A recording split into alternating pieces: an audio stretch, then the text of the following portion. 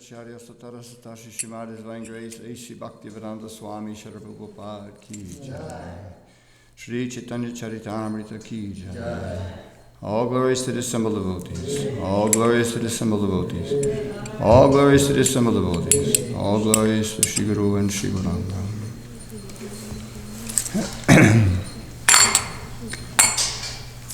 Jaya Jaya Sri Chaitanya Jaya Nityananda Jaya Advaita Chandra Jaya Gaura Bhakta Vrinda Jaya Jaya Sri Chaitanya Jaya Nityananda Jaya Advaita Chandra Jaya Gaura Bhakta Vrinda Jaya Jaya Sri Chaitanya Jaya Nityananda Jaya Advaita Chandra Jaya Gaura Bhakta Vrinda Jaya Jaya Sri Chaitanya Jaya Nityananda Jaya Advaita Chandra Jaya Gaura Bhakta Vrinda Jaya Jaya Sri Chaitanya Jaya Nityananda Jaya Advaita Chandra Jaya Gaura Bhakta Vrinda Jaya Jaya Sri Chaitanya Jaya Nityananda Jaya Advaita Chandra Jaya Gaura Bhakta Vrinda.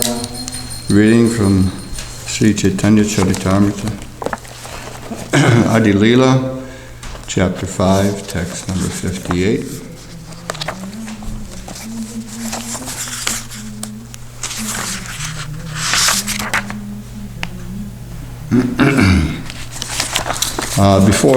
Before reading it, just like to give context in which this is being spoken.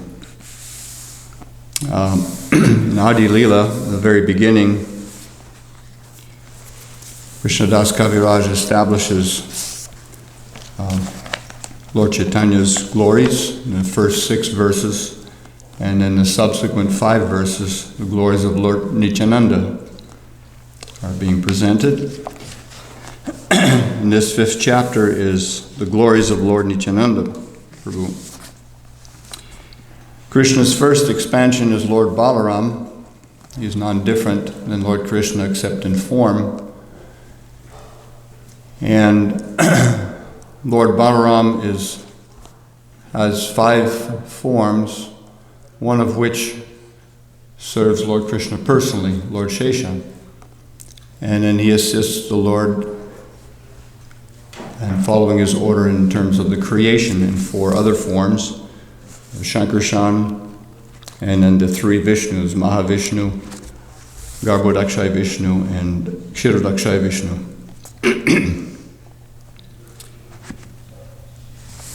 There is kind of very systematic and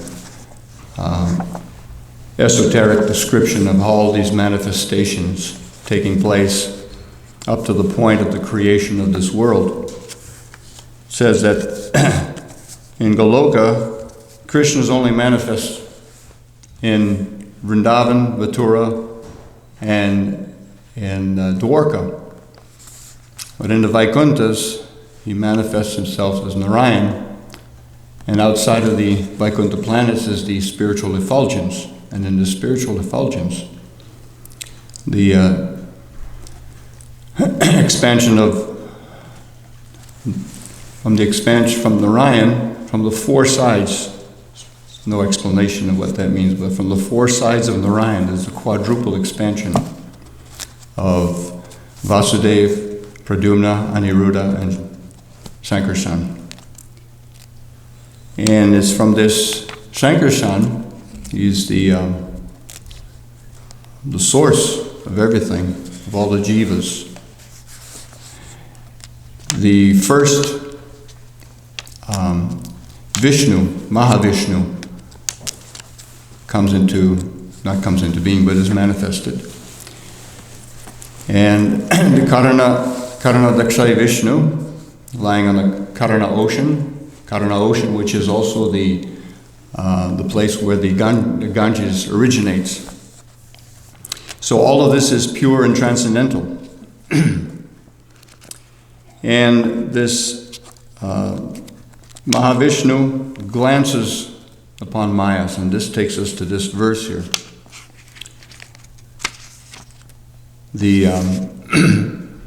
In the first 5 verses describing Lord Nityananda's glories in the first chapter of Adi Leela, we're now beginning to address the 9th verse. So it's the 7th to the 11th verse describes Lord Nityananda's glory. So this is elaborating on the 9th verse. Maybe we could read that 9th verse.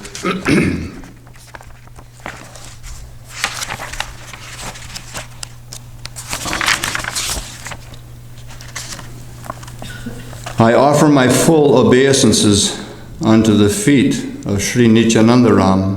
Well, one important point I did forget to mention is Balaram. Lord Nityananda is none other than Lord Balaram.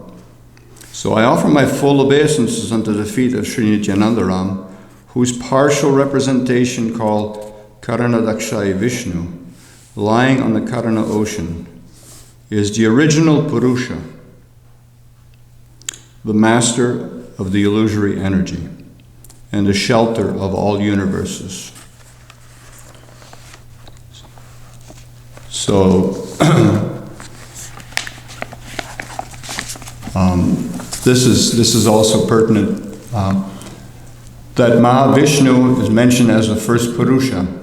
One of the questions addressed by Arjuna in the Bhagavad Gita, in the 13th chapter, he's asking, please tell me about Prakriti, nature, and Purusha, the enjoyer. So Mahavishnu is the first Purusha, and he is also,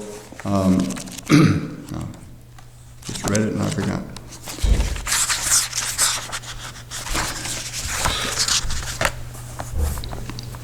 He's the shelter of all the universes. We've all heard this before, how from Vishnu all the universes are manifested.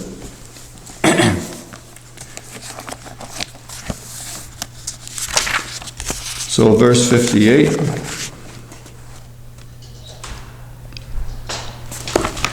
I'll read 56 and 57 also, because it begins with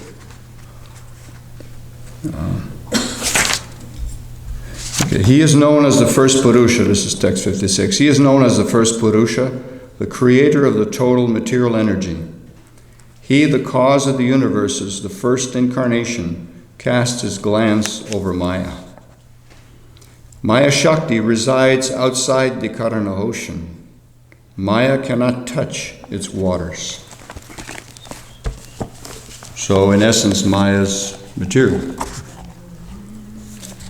So Maya, so text 58, Seta Maya Radui Vida Avastiti.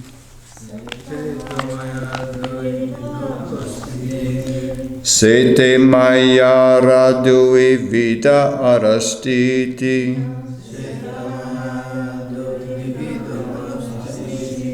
Jagatera Upadana Pradana Prakriti. Jagatera Upadana Pradana Prakriti.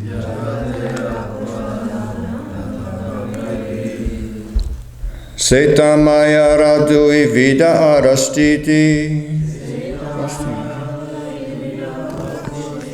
Seta Maya Radui Vida Vastiti.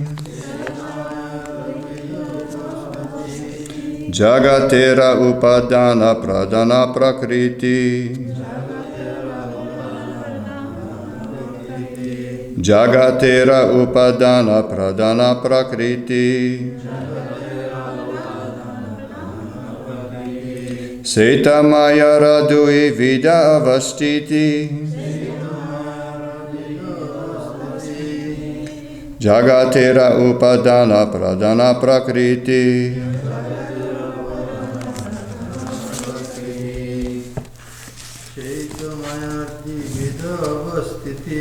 Seta maya radui vida avastiti.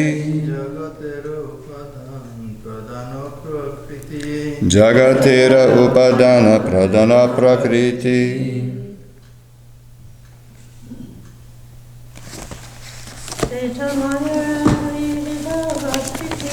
Seta maya radui vida avastiti. Jagatera upadana pradana prakriti. Say that, tat, certainly, mayara, of the material energy, dui vida, two varieties, avastiti, existence, jagatera, of the material world, upadana, the ingredients, pradan, named pradan, prakriti, material nature. Translation: Maya has two varieties of existence. One is called pradan or prakriti. It supplies the ingredients of the material world. Please repeat. Maya has two varieties of existence. One is called pradan or prakriti. It supplies the ingredients of the material world.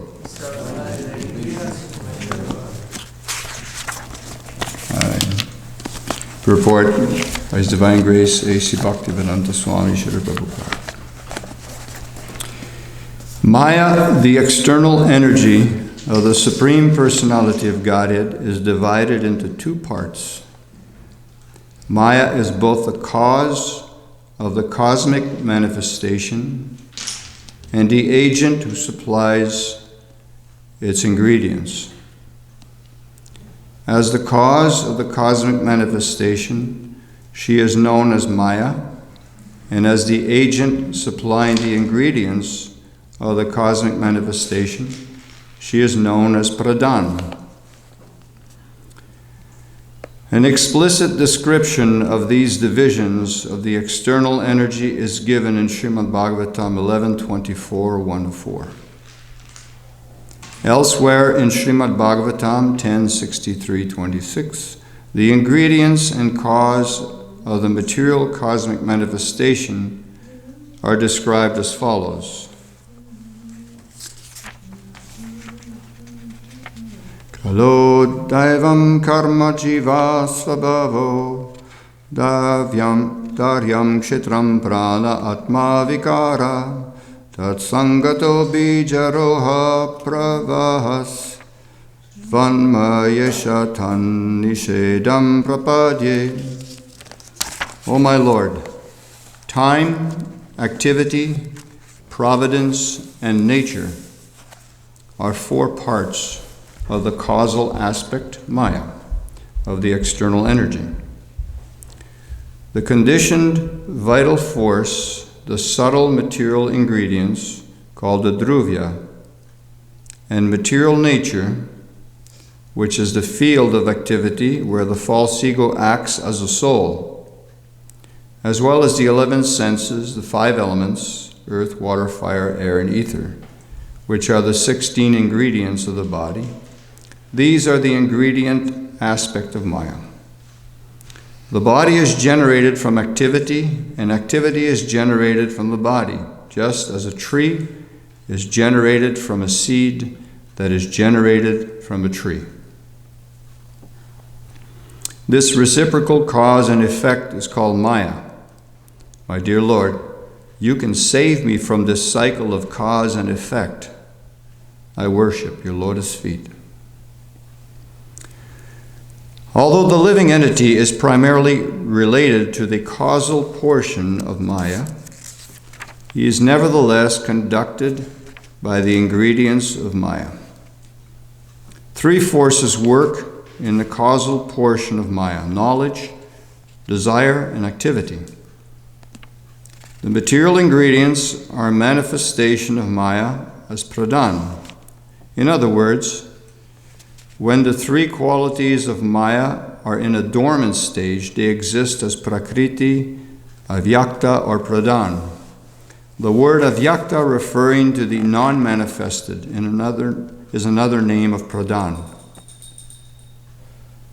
In the Bhagavad Gita, there's also mentioned pradhan as the three modes of material nature, the unmanifested. In the avyakta stage, material nature is without varieties. Varieties are manifested by the pradhan portion of Maya. The word pradhan is therefore more important than avyakta or prakriti. Om Agyanati Marandasya Gyananjala Shalakaya Chakshurumilitam Gena Tasmai Sri Gurave Namaha. I was born in the darkest ignorance. My spiritual master is forced to open my eyes with the torchlight of knowledge. I offer my respectful obeisances unto him. This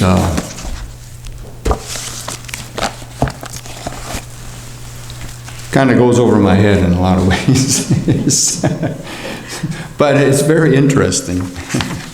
And this, Can you read the next two? Pardon me? Ask you to- You want to hear the next two? Yeah, because we're not doing every single verse. Okay. If you Yeah. want, it will help, I think. I forgot to ask. The next, okay, so verse 59. Because Prakriti is dull and inert, it cannot actually be the cause of the material world. But Lord Krishna shows his mercy by infusing his energy into the dull, inert material nature. 60. Thus, Prakriti, by the energy of Lord Krishna, becomes the secondary cause, just as iron becomes red hot by the energy of fire. Well, I was going over these verses and looking into the Bhagavad Gita also, that which relates to the specific topic, and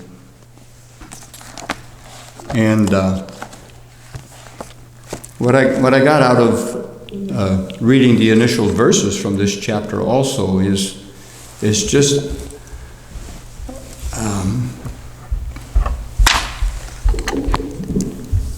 what appears to be, I'm trying to find the word, phantasmagoria, or like, it's just like fairy tale. First we start with the little blue boy playing the flute, and he's the supreme absolute from everything. Everything emanates from him. But upon hearing of all these different expansions and their roles, and also recollecting what I had read in the third canto, and I wish I couldn't find the notes this morning. I was looking for it, but it's somewhere in the third canto, explaining how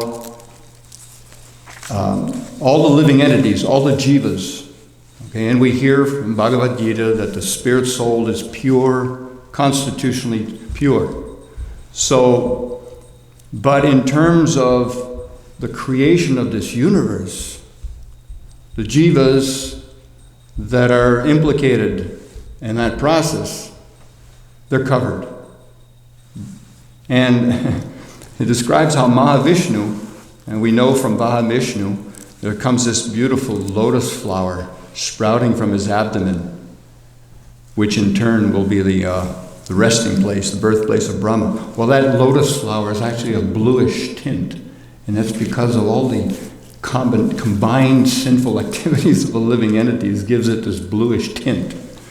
So it may all sound like a little far out, but when we analyze all the ingredients, they're partially mentioned here, all the ingredients of the field of activity, which is all the material elements which make it possible for the pure soul to, under the influence of false ego, to begin their so-called pastimes in the creation, trying to imitate God. So the more I was reflecting on this field of activity, first we begin with the 5 gross elements: earth, water, fire, air, and space. Then we have the false ego, which is characterized by that inclination to want to control and to enjoy separate from God. And then there's the unmanifest, which is the 3 modes of material nature. The 10 senses, the 10 senses, the working senses, knowledge acquiring senses, and the working senses. We all know these, right? Then there's mention of the mind, desire and hatred, which could also be addressed as attachment and aversion, happiness and distress, the aggregate, which I'm not sure what exactly that is, the symptoms of life, consciousness, and the convictions. So What are those? this is the field of activity. When Arjuna was asking Krishna in the 13th chapter, he wanted to know about about the Purusha, the enjoyer. He wanted to know about nature. He wanted to know about the field of activity and the knower of the field, which is the soul, and knowledge and the goal of knowledge. So all this is nicely explained in the 13th chapter. So the field of activity, in other words, we could say, well, okay, this is I got a project, and this is what you get to work with, right? So the living entity is given facility through material energy. The material energy is provided so that the soul can now, and I mean, if you analyze all these things, and this is what the Gyanis do, this is what the impersonalists do, especially when they're trying to detach themselves, to disentangle themselves from being in this material world. Prabhupada describes that the living entity is like a person stuck in a huge mechanical arrangement, you know. And I mean, we could expand elaborately just on the nature of false ego. We can expand unlimitedly on how the intelligence can be used in so many ways. I mean, it's unlimited. For every living entity existing, there is a different way of expressing that intelligence. And the mind. If we look at all the ingredients, beginning with ether, space, and Krishna speaks a little bit about the nature of space or sky, how it pervades everything, but yet it doesn't necessarily get touched by other things. It's within the body and it's outside the body. Air. We all have experience of air. And what are the functions of air? Can carry aromas, which is a manifestation of the earth, the smells. So all this is very, very scientific. And I mean, we can go on and on and on just studying and describing this material energy, trying to understand it. Of course, there's a danger in doing that at the expense of understanding the purpose and the goal. And unfortunately, there are many schools of thought which are simply preoccupied with the soul trying to extricate themselves from this. But Krishna gives, and actually this was addressed by Arjuna very early on in the Bhagavad Gita. It talks about renunciation as opposed to service. First he's saying, you urge me to engage in warfare, but then you say knowledge is better than action. And then later on he says, first you ask me to renounce work, then you recommend work and devotion. So which of the two is better? And it's interesting because Krishna tells him, he says, only less intelligent assume that karma yoga, actions, Krishna consciousness, and devotional service, how do you put it? Only the ignorant think of karma yoga and action and devotional service as being different from the analytical study of the material world.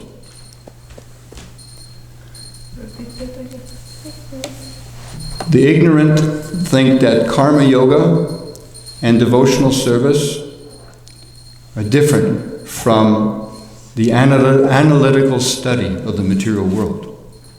But those who are learned say that he who applies himself well to one of these paths achieves the results of both. So he's giving credit to those who study, the Gyan and understanding how material nature works and so on, and how the soul is implicated in this. And then he adds that one who knows that the position reached by renunciation can also be attained by works and devotional service, and who sees that the path of work and the path of renunciation are one, sees things as they are. But then he clearly adds, unless one is engaged in devotional service, mere renunciation alone cannot make one happy. So there's emphasis on devotional service. So here we're very fortunate because we're getting a very personable explanation of material nature, Maya, and its origins. And it's all personal. Krishna's a person, Balaram's a person, Shankarshan's a person. All these expansions are personalities, have their activities, have their associates, have their pastimes and so on, and it's all very personal. And it just makes it all the more convincing to be accepting information from a person than it would be from simply trying to speculate about it. I was recently in touch with some people in Kentucky and who do a lot of study in spirituality and so on. And I was just trying to get the message across that what is so comforting when the principle of faith and knowledge are combined together. And when there's faith without knowledge, then it's just a sentiment. But then when there's faith with knowledge, then there's a very solid foundation. And knowledge without faith, it just becomes dry. So I'm hearing all these different philosophies, but then there's all this speculation, and there's no final resting place for the mind. It's just constantly speculating and the different theories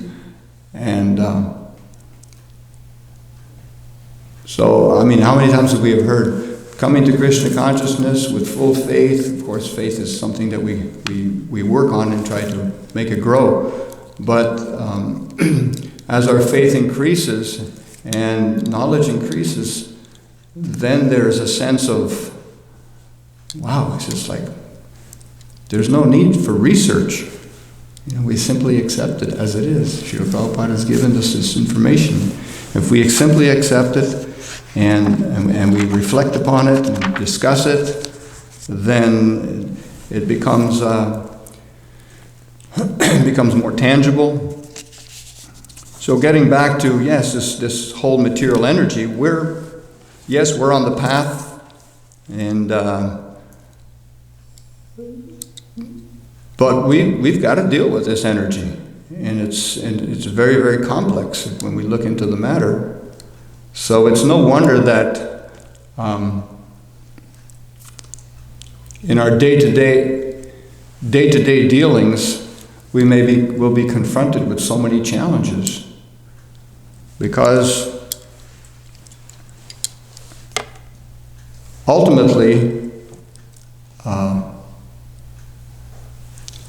nature works according to Krishna's direction.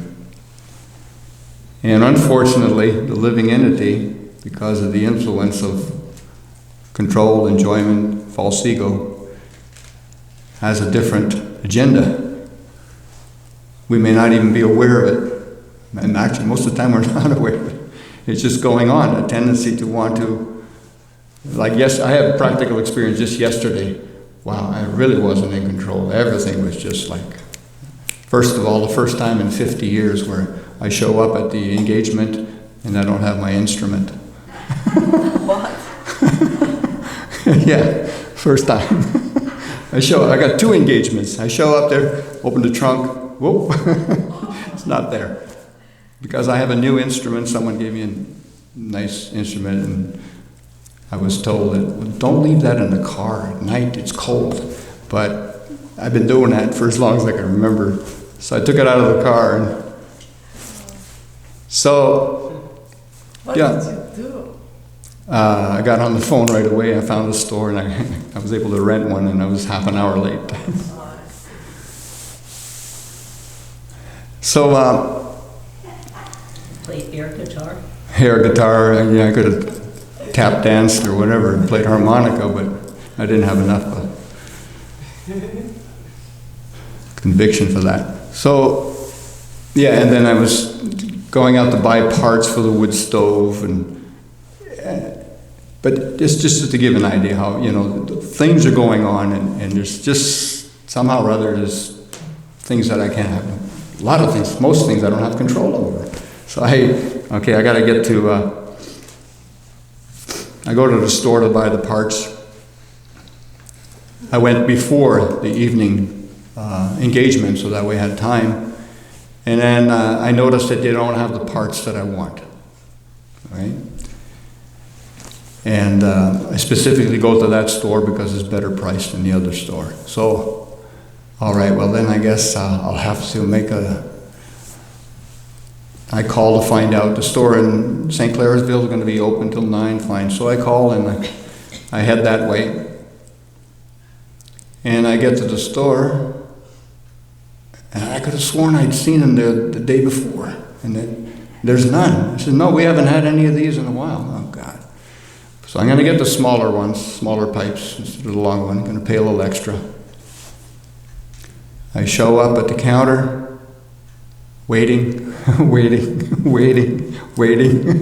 Nothing's happening. Somebody's having trouble, paying. And then I'm thinking, I got to get more stuff at the Lowe's. And they're closing at 9. I got there just in time. I didn't get anything at the first store. Anyways, so it was just like one thing after another like that. Yeah, some days are like that, Got that expression, right? A comedy of errors. Some things we can say, well, it was my responsibility, and, I'm responsible, but there's a bigger picture. There's 5 factors to every activity. What are the 5 factors? Anybody remember?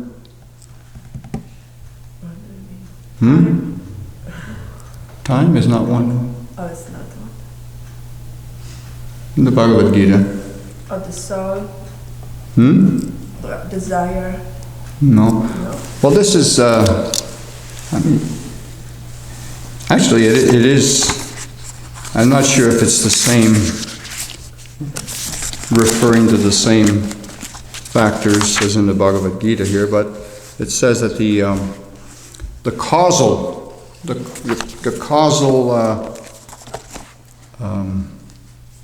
part of Maya, being the cause, has 4 parts: time, activity, providence, and nature. So providence is one mentioned in the Bhagavad Gita. There's the endeavor, the senses, the place, providence, and there's another one. Yeah. Super soul. No, that's providence, super soul.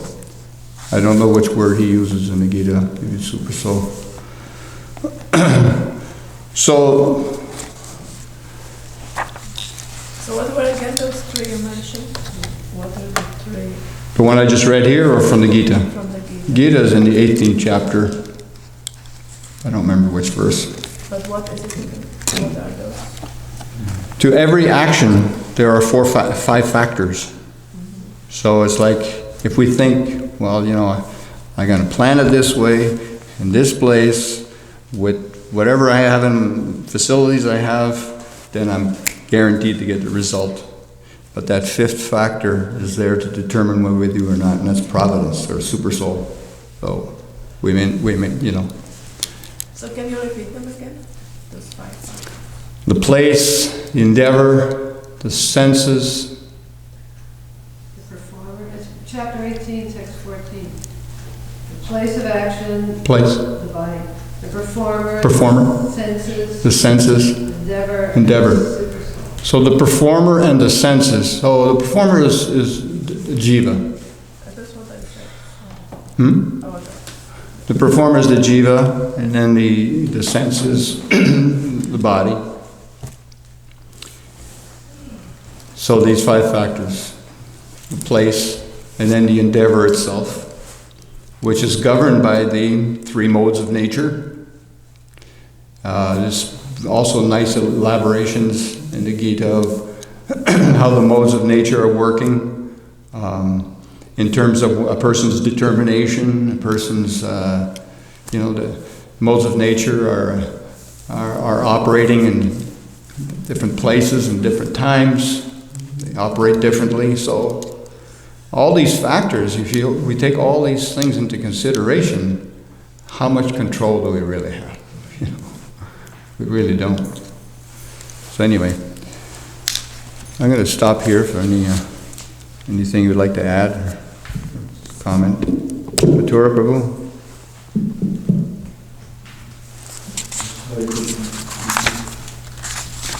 When you mentioned having faith in the purports of how material energy is working, and the Lord is there, mind is there, this and that it might seem far-fetched, like fairy tales. Mm-hmm. And I was just thinking that, and I've heard it before, that's not just coming from you, of course, but this, when I was thinking actually, driving on the road, looking at these mountains, I was driving through Appalachia just a few days ago, and I was thinking, how heavy is a boulder out here, like on our mountain here? Like, how heavy is that? How many men would it take to lift a boulder? One boulder. You need like 20, 30 really strong guys, really powerful people.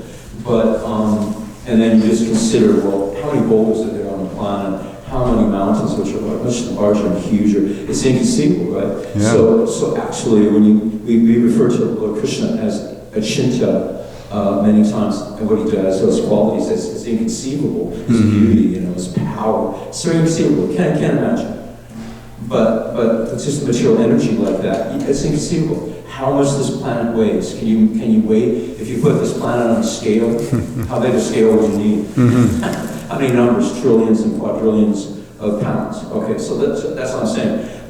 So scientists say that this globe, this weight is spinning around the universe at thousands of miles, tens of thousands of miles, or hundreds of thousands of miles. All the planets are just spinning. It's such a high, like a NASCAR race, and they don't hit each other. And it's said by the scientists themselves, if any of these bodies like the sun deviates even a fraction of an inch, that some of the life will be lost on these planets, will burn up. So with all this arrangement, people are still believing, yes, many people just think, yeah, it's all going on just by chance. God, is it that big bang? And because the scientists are telling us this, and we believe them, and or maybe a suit, it started with a suit or something, you know. And so, in other words, so if they when they hear about Lord Krishna and his arrangements and what's going on, they may say, oh, that's fairy tale. But just what they're hearing from the scientists is such an amazing fairy tale. It's beyond like ridiculous. But they're believing. So, do you have a comment about why that is? Krishna fulfilling the desires of both the scientists and the artists, and because you know there's satisfying the heart and the mind is such a great science, but at the same time is so wonderful to hear. You know, everyone likes fairy tales, but of course Discutina, like misuse intelligence. Yeah, and I was also trying to reflect and trying to how could I tie this information with the order of Guru for sustainable lifestyle. And my Guru told me one time, just in simple words, he says, the city is meant for preaching, and in the country is meant for plain living, high thinking, right? Simple living, high thinking. So my Guru told me that also. So anyway, so he was just repeating what he said. So the city is for preaching. So I was saying, okay, so where there is dynamic, active preaching, then naturally we're not false renunciants, and we accept anything in service that can be used to expand our preaching. So technology is there, and we're using it. But in the same token, the order is there for trying to depending on the design of the Creator. It was designed in such a way that artificial amenities are not necessary. May be very helpful in our preaching activities, but they're not necessary. So, I mean, even Prabhupada even goes to the point of speaking of iron tools and everything, going back and saying these are nasty things. So, how far back can we go in terms of, this field of activity in the creation? At a certain point, society has deviated from a quote natural way of living.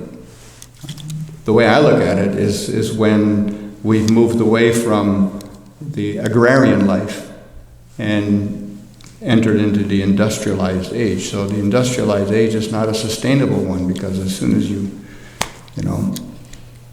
we're creating products that that are no longer organic, so to speak, and then it just creates waste.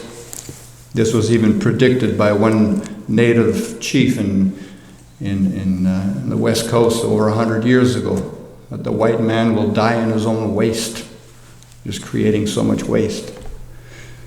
So, this field of energy, this field of activities, I think it's important in a sense that when we understand how material nature works, what it is comprised of, and what are all the interactions of these elements. Because ultimately they're endless. It almost seems like high tech to me. Reminds me of what the descriptions of some of the opulences in the lower planets. Huh?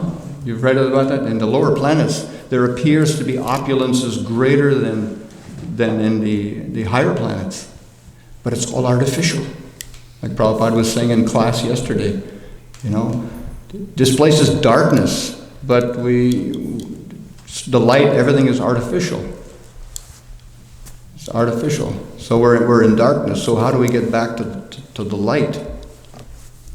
And so the less the propensity is there to want to exploit this energy and create things, but of course that is also part of the cycle. We're in Kali Yuga, and that tendency is there. But as messengers to bring people back to the light, I think a really effective tool would be to set examples here and there how we can really live close to nature and be dependent on the natural resources, whatever's left of it. Matura? If no one else, No, Malathi from? So I just had a question here. So the part of the, I guess it's in the purport of the verse from the 10th canto, and it's saying the condition of vital force, the subtle material ingredients called the dravya, and material nature. And so then in parentheses, which is the field of activity where the false ego acts as the soul. Mm-hmm. So that's you commented on that. Specifically the part where the Yeah, the conditioned vital force. Well, where the field of activity, there. Yeah. The field of activity, where the part is where the false ego acts as a soul. Yeah. That's the part. Well, the field of activity, false ego is part of that field. This is mentioned in the Bhagavad Gita. One of the components of this field is the false ego. Right. So, But how does the false ego act as the soul? In that situation. acts as the soul. Where the false ego acts as a soul. because it's the identification with the body. It's just Acts as a soul. That's a good point, though. The soul is pure, but the false ego acts as a soul, as a person. False ego thinks he's a person. Like, I'll get to you for in a second. I was just thinking of an example. In one sense, we're all actors, and we're like the best actors. I mean, we play our role so convincingly that we've convinced ourselves that we are these bodies and these roles. This is who we are. So,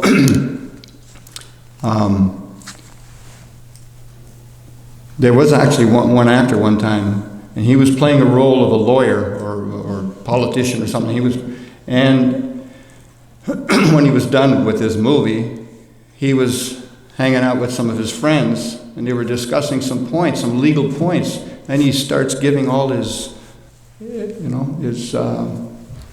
feedback as if he was a lawyer. And the guys reminded him, he said, "You're not a lawyer." He said, So he had played his role so convincingly that now he had identified himself, even in real life, that he was a lawyer, but he wasn't a lawyer.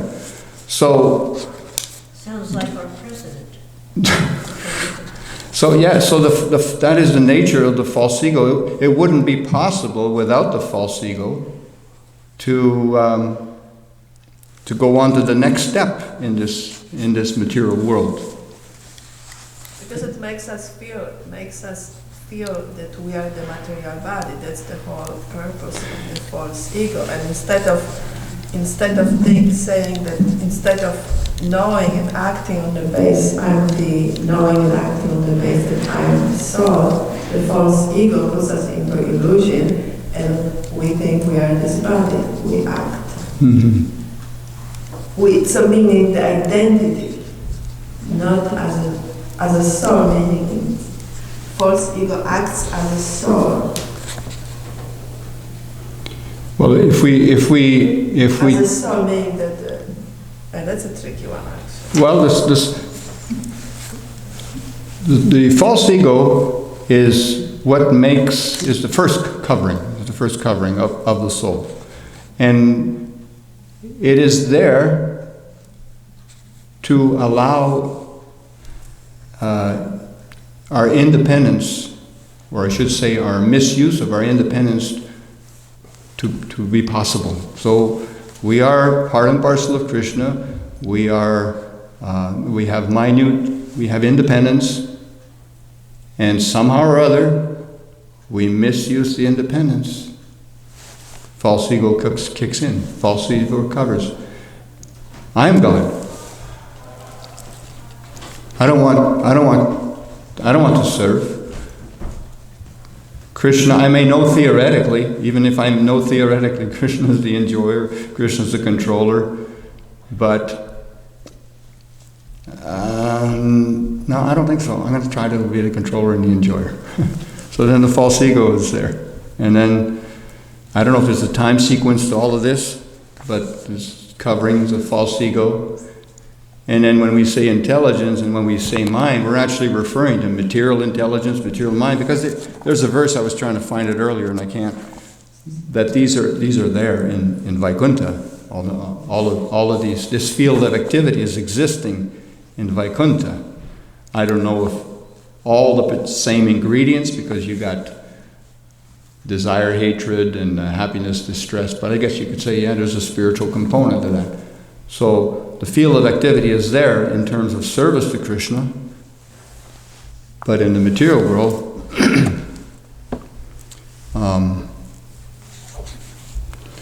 it's entangling, it's frustrating.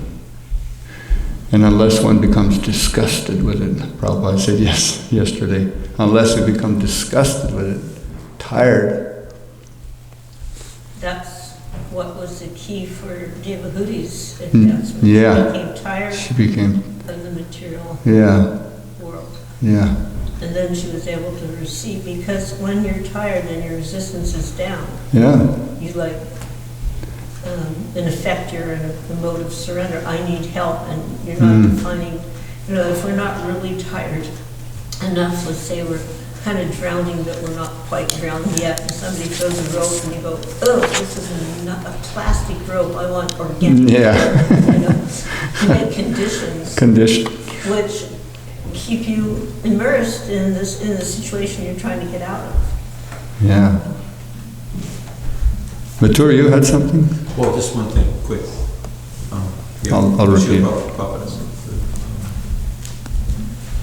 Also, I saw a chart by devotees of ISKCON. Said that it was during creation that Lord Brahma created self-deception. Mm-hmm. That wasn't there, but he had to create self-deception for the jivas in the material world. And then, second, in one purport, Srila Prabhupada mentions, he's talking about controlling the mind, this and that. And then I just know a little snippet of what he said. He said, something is due to the mind's ego to dominate the material energy. The mind's ego. He mentioned those connections. I was kind of surprised. Mind has an ego. Yeah, that's interesting. But anyway, that's it.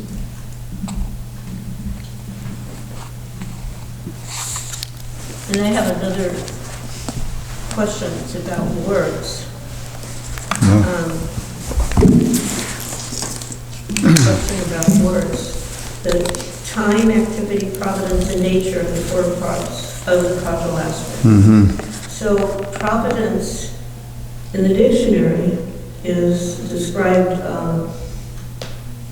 as a divine guidance or care, an influence that is not human in origin and is thought to control people's lives, and providence definition of foreseeing care and guidance of God or nature. So they're including God or nature as part of the meaning of providence.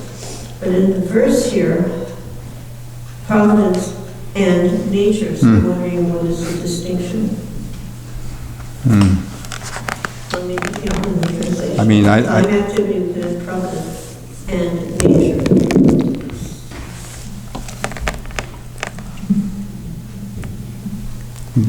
My understanding is, I don't have a reference to give you on this, but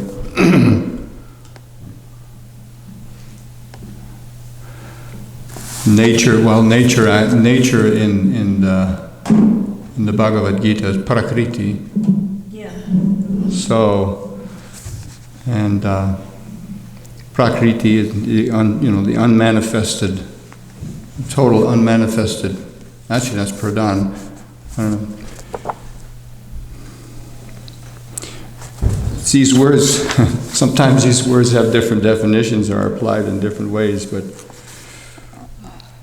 there's a person and there's a person's nature, providence and nature. one way of understanding for myself. In the case of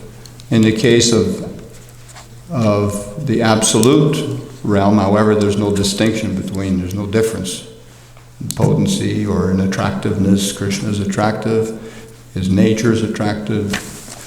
So providence, we substitute providence for God, and then nature, what is God and his nature.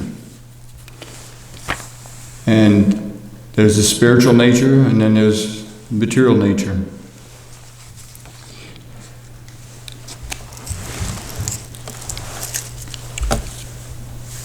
Anything else? Here, but I don't see how you can, according to here, substitute